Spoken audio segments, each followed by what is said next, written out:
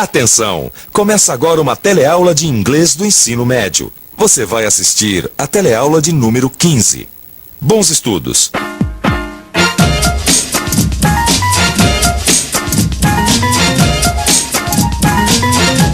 Hoje é a nossa última teleaula do módulo de sugestões. Dá só uma olhada em como nós vamos revisar todas as coisas que você aprendeu nas últimas teleaulas.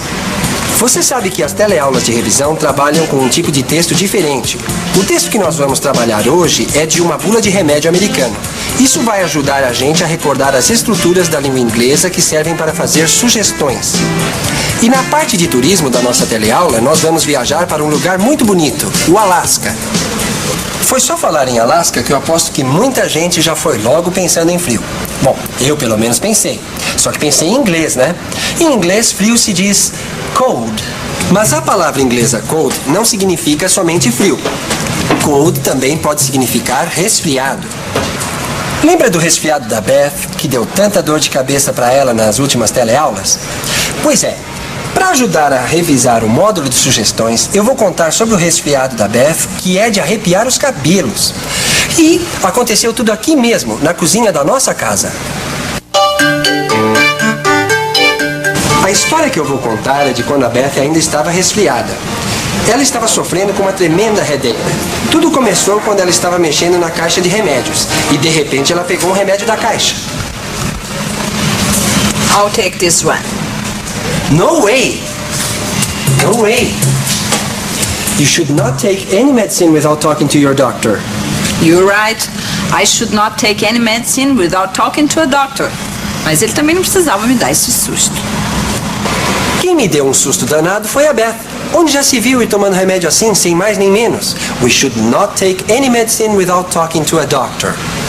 Entendeu o que eu disse? We should not take any medicine without talking to a doctor. We should not. Nós não deveríamos. Nós não deveríamos tomar nenhum remédio sem antes consultar um médico.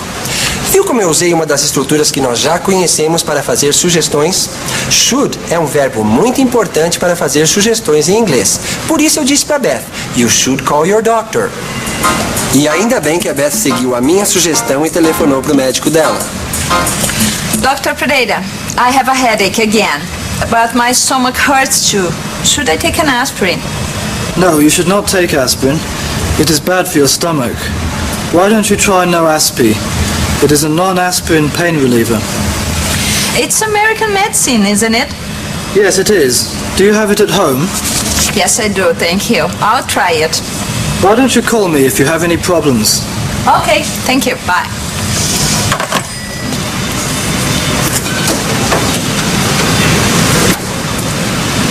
Why don't you? Lembra da estrutura desse tipo de frase que a gente usa para fazer sugestões?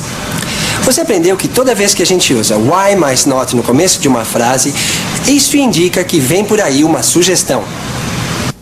Quando usamos why mais not no começo da frase, já dá para perceber que queremos sugerir alguma coisa para alguém. O equivalente em português é a expressão por que não? Mas em inglês eu também posso usar uma outra estrutura que serve para a mesma coisa. Why mais don't, mais pronome pessoal, mais o verbo e mais o complemento. Eu também posso usar esta estrutura para fazer uma sugestão, como por exemplo na frase Why don't we try a new restaurant? Que em português significa por que não tentamos um restaurante novo? Por que nós não voltamos para a história da dor de cabeça da Beth? Você lembra qual foi a sugestão que o médico fez para ela pelo telefone? Ele disse, Why don't you try Noaspi? Noaspi. This is it. No way! Oh, Dave, you scared me to death. Darling, you know you should not take any medicine without reading the package. A gente não deve sair por aí tomando remédio sem antes ler o que está escrito na bula. Antes da Beth tomar isso aqui, eu vou ler para ela o que está escrito na bula. O David só esqueceu de dizer uma coisa. What's that? Nos Estados Unidos, a bula vem escrita na própria embalagem do remédio. Oh, that's right. Olha, a bula vem escrita aqui mesmo, na própria caixinha. Mas você não precisa ler a bula para ficar sabendo para que serve o remédio. Você pode olhar nesta outra informação aqui, ó. O nome do remédio aparece geralmente com letras grandes, porque isso é o mais importante para você ver e localizar numa farmácia. O nome deste remédio aqui é NoAsp. Abaixo ou acima do nome do remédio vem a indicação de para que serve. Esta indicação não é tão detalhada como a que aparece na bula, mas já mostra que o remédio serve para o que a Beth precisa. Olha aqui, Pain Relief. Pain Relief é o que a gente chama em português de analgésico. Na embalagem do remédio, também pode aparecer o nome da substância principal do remédio. E como qualquer outro produto que você compra, também vem escrito a quantidade. Na caixa deste remédio está escrito aqui, vem 100 tablets, ou seja, 100 comprimidos. Tablet significa comprimido. Agora, a gente já pode ler a bula que vem escrita aqui mesmo na caixinha. Presta atenção no que está escrito aqui. Indications. For safe, quick temporary relief of pain due to headache, muscular aches and pain, and the fever of colds or flu. An effective pain reliever. Acetaminophen is unlikely to cause gastric irritation. Você notou que a primeira frase da bula começa pela preposição for? A frase diz, for safe, quick, temporary relief of pain due to headache. A preposição for significa para. Quer dizer, se esta frase começa por for, ela está dizendo para que serve o remédio. E mesmo que você não conheça todas as palavras que estão aqui, é fácil reconhecer alguns tipos de dores. Todos os tipos de dores são formados com a palavra ache. Aqui, por exemplo, nesta frase, nós temos a palavra headache. Head é cabeça. Portanto, headache só pode significar dor de cabeça. E como tem a palavra for no começo da frase, dá para saber que o remédio é for headache, para dor de cabeça. Tem uma outra coisa muito importante na bula dos remédios em inglês. Aqui, por exemplo, a palavra directions está inteirinha escrita em letras maiúsculas. Por que será? Vamos pensar um pouco?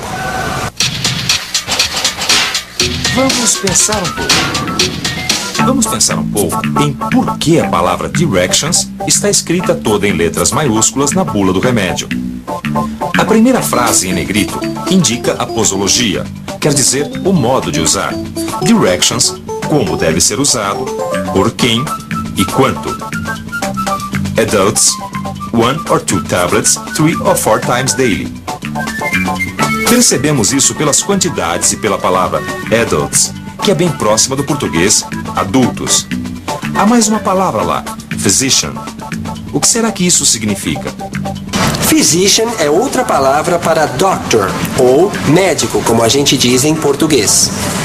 Quer dizer, se for para tomar mais comprimidos dos que estão descritos na bula do remédio, é melhor consultar um médico. Mas vamos voltar aqui para a bula do remédio para ver uma outra coisa importante. Caution. Tá vendo esta palavra escrita com letras bem escuras? Caution. Você pode entender o sentido desta palavra observando a frase da bula que vem em seguida. A frase diz o seguinte: Do not give to children under 12 years of age. Children, como você sabe, quer dizer crianças.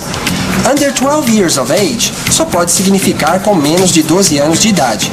Portanto, a palavra escrita em letras escuras aqui no começo só pode querer dizer uma coisa. Caution significa precauções. Caution, precauções. Sempre que aparecer esta palavra na bula de um remédio, você deve prestar atenção ao que vem escrito depois. Porque ali vem as coisas com as quais você tem que tomar cuidado na hora de usar o remédio. E tem uma outra palavra aqui muito importante que você deve notar. A palavra warning. Warning, advertência. Aqui estão escritas as advertências para evitar acidentes com o remédio. Pois é, essas são as dicas que eu posso dar para você entender melhor as bulas dos remédios em inglês. Mas toma cuidado, remédio não é brincadeira nem diversão.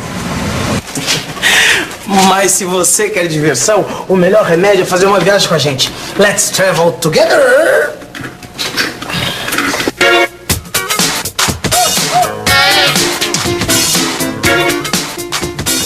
Nossa viagem de hoje é para um lugar bem diferente, o Alasca. Os primeiros habitantes do Alasca vieram pelo Estreito de Bering cerca de 3 a 10 mil anos atrás. Por causa do clima e da localização geográfica do Alasca, os europeus só conseguiram chegar lá em 1724. O primeiro deles foi Vitus Bering, que era um navegador dinamarquês, mas estava explorando a região sob as ordens do governo russo. Até 1867, os russos dominaram a região do Alasca e exploraram seus recursos naturais. Depois eles venderam o Alasca para os Estados Unidos por 7 milhões e 200 mil dólares. Os americanos achavam que aquela região seria estratégica para sua expansão econômica. O Alasca foi abandonado por muitos anos, até que um dia os americanos descobriram que a região era rica em produtos importantes, como o petróleo e o gás natural. Em 1959, o Alasca se tornou o 49º estado americano. Agora que você já conhece o Alasca, que tal rever tudo que você aprendeu na teleaula de hoje, hein? Vamos para a revisão? E atenção, se liga aí que é a hora da revisão. Na teleaula de hoje, você recordou as expressões e as frases que são utilizadas para se fazer sugestões em inglês. Para ajudar você a recordar as frases com sugestões, nós estudamos um tipo de texto diferente, a bula de um remédio americano. E na parte de turismo da nossa teleaula, você conheceu um estado americano que antes pertenceu à Rússia, o Alasca. Então chegamos ao fim da nossa última teleaula do módulo de sugestões. A partir da próxima teleaula você começa a aprender coisas novas. See you there!